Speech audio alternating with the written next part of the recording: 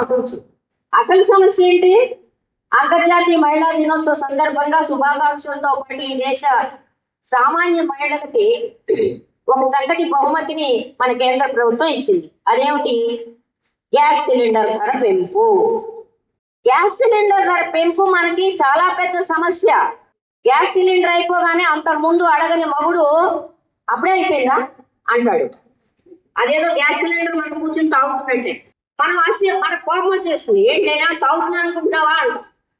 అంటే కొంచెం పొదుపుగా వాడుకోవచ్చు కదా అంటాడు.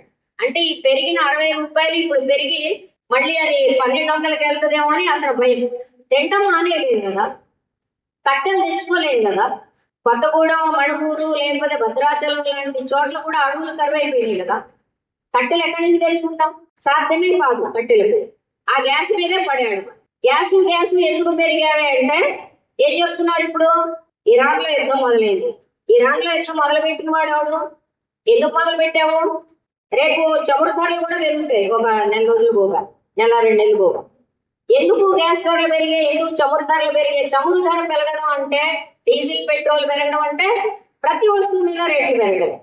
కోవిడ్ కి ముందు నుంచి 2019 నుంచి ఇవాటి వరకు సామాన్య ప్రజల జీవితాల్లో వాళ్ళ ఆదాయం పెరుగుదల ఏమన్నా ఉందా అంటే కేంద్ర ప్రభుత్వం చెబుతోంది 0.8%. అంటే రూపాయి శాతం కూడా పెరగల మన ధరలు.